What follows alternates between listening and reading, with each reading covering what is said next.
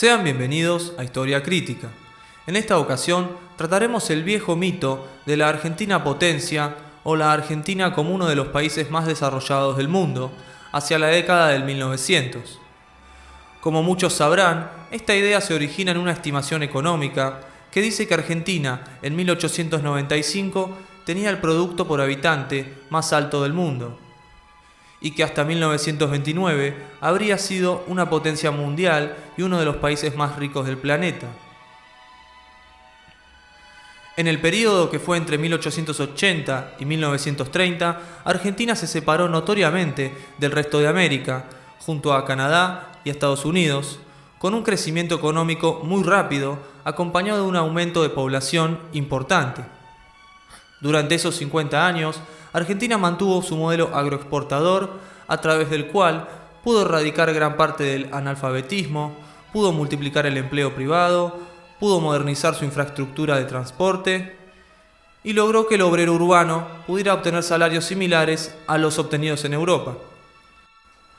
A pesar de estos avances, se pueden mencionar algunos aspectos negativos, como la inmensa desigualdad respecto a la distribución de la tierra, el hacinamiento y pobres condiciones de vivienda, y entre las distintas provincias un desarrollo muy desigual. Pero más allá de las críticas que puedan hacérsele al modelo, cabe preguntarse dónde se ubicaba Argentina en el escenario global y si acaso era una potencia mundial, como algunos dicen, o simplemente era un país pujante en vías de desarrollo que pasaba un buen momento. Para obtener la respuesta hay que tener en cuenta los diversos factores que hacían a una potencia hacia el 1914. Los campos de la ciencia y la innovación tecnológica, el desarrollo de industrias de base como el petróleo, carbón, acero o la electricidad, la exportación de capitales financieros o empresariales, la población y la ubicación del país, y por último, el poderío militar.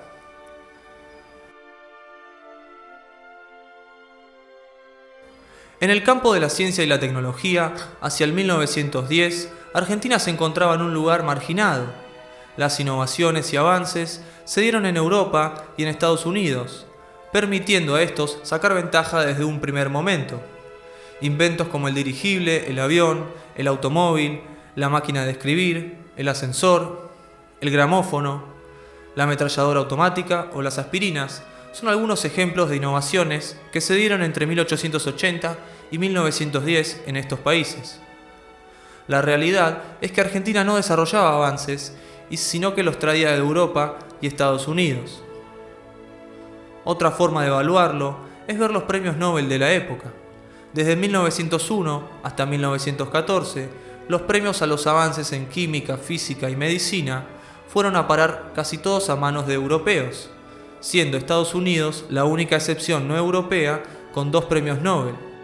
Como es de esperar, Alemania llevaba la delantera con 14 premios, seguida por Francia con 8 y Reino Unido con 5.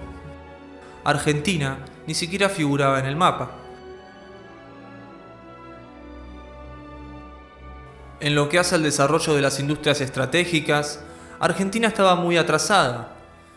El país era el mayor consumidor de acero por habitante de América Latina y la inmensa mayoría se importaba. La importación de acero y sus derivados alcanzaban el 30% de las importaciones totales. La producción de acero en Argentina se desenvolvió con mucha lentitud, recién cobrando impulso en la década de 1940. En lo que hace al carbón, no se explotaban minas, y el petróleo extraído en el país era insuficiente, debiendo importarse la mayor parte del mismo. El oro negro recién sería extraído en cantidades mayores durante la década del 20, con la creación de YPF bajo la dirección de Enrique Mosconi, aunque aún así se continuó importando un buen porcentaje hasta 1961. En torno a la electricidad, esta comenzó con el ingeniero argentino Rufino Varela, quien levantó pequeñas usinas y logró iluminar la calle San Martín, la calle Florida y parte del puerto y los diques de Buenos Aires. Pero más allá de esto, el verdadero desarrollo vendría una vez más de Europa, con las empresas multinacionales alemanas y suizas. La germana CATE, o Compañía Alemana Transatlántica de Electricidad, monopolizó el servicio eléctrico de Buenos Aires junto a su par de fondos suizos, la compañía Ítalo-Argentina de Electricidad. Ambas se dividieron el mercado y acordaron no competir, con un contrato bajo el brazo de 50 años para brindar sus servicios en todo Buenos Aires. Cerrando esto, se puede ver cómo Argentina no poseía industrias estratégicas y por ende dependía de importar todo de afuera, ya sea acero, hierro, carbón o petróleo, mientras que la electricidad estaba en manos extranjeras en su totalidad. Y esto último nos lleva al otro campo, el de los capitales e inversiones. La Argentina en aquella época tenía muy poco capital propio y dependía mucho de las inversiones extranjeras y de los capitales que ingresaban al país. El Estado se endeudaba de forma constante para cubrir gastos corrientes, construcciones y vencimientos de deuda. La capacidad de pago de esta deuda dependía de las exportaciones, que a su vez dependían de la demanda europea. Si la demanda europea disminuía, había menos exportaciones y la deuda traía problemas de pagos. Si Europa, en cambio, seguía comprando granos y carnes y seguía dando préstamos, la rueda seguía funcionando y la deuda se iba pagando y renovando constantemente. Los capitales extranjeros entraban muy fluidamente y se asentaban con fuerza en sectores claves de la economía, desarrollándolos con grandes inversiones y generando monopolios. Ejemplos son los extensos ferrocarriles y sus miles de estaciones, los barcos mercantes en los cuales viajaba todo el comercio exterior, la mencionada red eléctrica de Buenos Aires, todos los tranvías urbanos, los frigoríficos y la industria del tanino. Hay que remarcar que estos eran pilares para el funcionamiento del país. Si los capitales extranjeros se reducían, el país se caía a pedazos, como sucedió durante la Primera Guerra Mundial, donde el PBI cayó 20 puntos. Los frigoríficos, que vendían carne de vaca congelada y enfriada, eran por lejos la principal industria que exportaba y fueron oligopolizados por la estadounidense Swift y otras empresas inglesas, que en total sumaban el 88% del total, quedando solo el 12% en manos de empresas argentinas hacia 1914. La industria exportadora del tanino estaba en manos de la empresa inglesa, la Forestal, la cual llegó a ser la número 1 del mundo en su rubro. Otro caso es el de la flota mercante, que movía el comercio exterior del país y que era puramente extranjera. Una buena parte del comercio marítimo dependía de la corona inglesa, que se expresaba a través de la Royal Mail Steam Packet Company. Y es aquí que se denota otra gran diferencia de Argentina respecto a los países más avanzados, y es que los capitales fluían desde Europa hacia Argentina y no de Argentina hacia Europa. Era Argentina a la cual le prestaban dinero, le construían los ferrocarriles, le producían la carne y le proveían de electricidad. Pero Argentina no hacía nada de eso, no tenía una expansión similar ni mucho menos. Recibía capitales externos, pero no enviaba los suyos a ninguna parte, porque todavía era un país retrasado respecto a Europa. Vistos los tres campos, se puede ver que están relacionados entre sí. Como los grandes países tenían capital, podían desarrollar tecnología y producir acero, petróleo, electricidad y bienes relacionados a ello, y exportarlos a otros países que no contaban ni con la tecnología ni con el capital. Algunos ejemplos de esta combinación de tecnología, capital e industria son las enormes empresas que siguen. En Alemania, la metalúrgica alemana Krupp, la farmacéutica Bayer y la compañía de productos eléctricos AEG, como también Siemens. En Estados Unidos se encontraba Singer, la mayor fabricante de máquinas de coser del mundo, la enorme petrolera Standard Oil, la gigantesca productora de acero US Steel, el conglomerado General Electric, la fotográfica Kodak y la mítica Procter & Gamble. Por otro lado, en Inglaterra destacaban la Textile Coats, la enorme minera Rio Tinto, la tabacalera líder mundial BAT, la fabricante de armamentos Vickers y la petrolera Shell.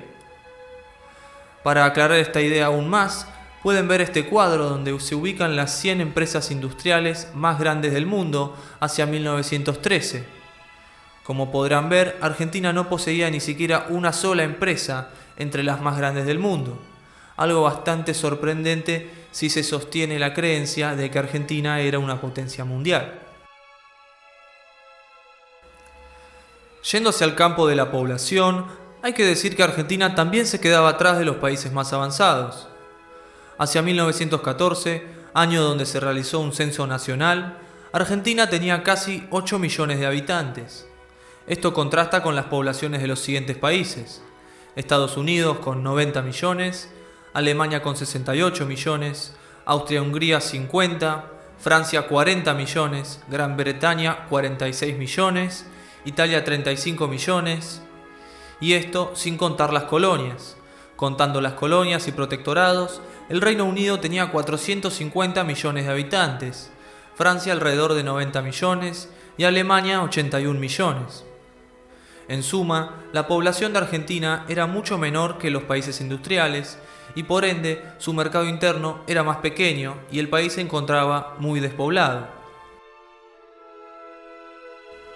En cuanto a la geografía, si bien el país gozaba de diversos recursos, su ubicación lo aislaba del mundo, estando a 20.000 kilómetros de Asia y a 11.000 kilómetros de Europa. Las potencias siempre deben tener un acceso comercial razonable a otros mercados, como es el caso de Alemania, que se encuentra en el centro de Europa, de Estados Unidos, que tiene salida a los dos océanos, o de China, que tiene salida a todo Asia. Por último, toca hablar sobre el poderío militar de Argentina hacia 1914. Y digo 1914 porque entre 1900 y 1914 el ejército argentino se modernizó. Si se toma la década de 1890, los resultados serían aún más negativos. Si bien hacia 1914 las Fuerzas Armadas estaban modernizadas, bajo la influencia del ejército alemán y regionalmente eran de lo mejor, el poderío militar era muy inferior al de Gran Bretaña, Estados Unidos, Francia y Alemania, debido a la baja población, casi nulas industrias estratégicas y baja innovación tecnológica. Para ver la diferencia, basta observar el número de tropas que cada país podía movilizar hacia 1914. El ejército argentino tenía alrededor de 15.000 soldados profesionales y podía movilizar hasta 120.000 usando el sistema de reservas. Esto contrasta con los 4 millones de Francia y los 4 millones de Alemania y el millón de Gran Bretaña. Aclaro que estos números son previos a la Gran Guerra. Otro signo es el peso de la flota armada de cada país, el cual se puede medir en toneladas.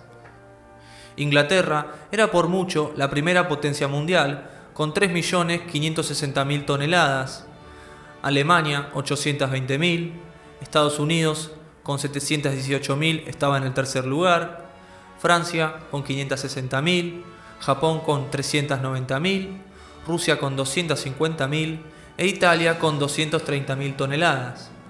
Argentina era octava con 95.000 toneladas y pese al privilegiado lugar se encontraba bien lejos de las primeras 7 potencias marítimas de 1914. Además de esto, cabe agregar que la Primera Guerra Mundial fue mundial porque tanto Gran Bretaña como Alemania y Francia poseían colonias alrededor del mundo y podían movilizar tropas en más de 2 continentes a la vez. Argentina, si bien tenía la capacidad de defenderse en tierra gracias a sus extensos ferrocarriles, era incapaz de llevar la guerra por fuera de sus fronteras terrestres, algo que los países industrializados podían realizar, incluido Estados Unidos en 1916, cuando ingresó en la guerra. Por otro lado, en un país con bajos capitales nacionales y sin desarrollos en la industria, es muy difícil que se busquen innovaciones y avances en el campo militar, por no decir imposible.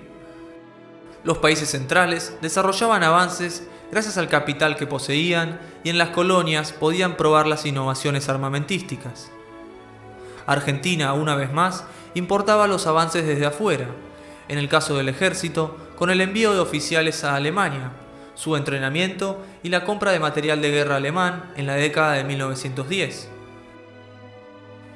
Lo que ocurría era que las exportaciones de granos y carnes eran muy redituables y a la élite gobernante le bastaba contraer las innovaciones, la industria y los capitales desde afuera. no veían hacia adelante y no buscaban diversificar las exportaciones o una mayor integración industrial. El país exportaba productos primarios y recibía inmigrantes e inversiones desde afuera, y eso le alcanzaba para crecer y desarrollarse hasta cierto punto. Pero nunca se produjo un desarrollo tal que el país exportara capitales, tecnología o bienes industriales complejos. Por ende, cuando Gran Bretaña comenzó a cerrar sus fronteras comerciales y los precios de los granos y carnes se fueron desvalorizando, Argentina se fue quedando estancada. Y poco a poco fue dejando de ser aquel país pujante en vías de desarrollo que fue entre 1880 y 1930. Hay que agregar que tampoco durante los gobiernos de Perón la Argentina fue potencia. El país seguía teniendo los problemas similares a los mencionados en este video: escaso capital nacional, poca industria estratégica, baja población y baja exportación industrial. Es así que Argentina siempre fue un país agrario, en desarrollo, con sus altos y sus bajos, y nunca fue esa potencia financiera, industrial y científica que sí fueron Francia, Inglaterra, Alemania y Estados Unidos hacia 1914. Esperamos que les haya gustado el video y si así es, por favor denle me gusta y suscríbanse. Si quieren ayudar al canal, pueden realizar donaciones por Mercado Pago. Los links están en la descripción. Nos vemos en el próximo video.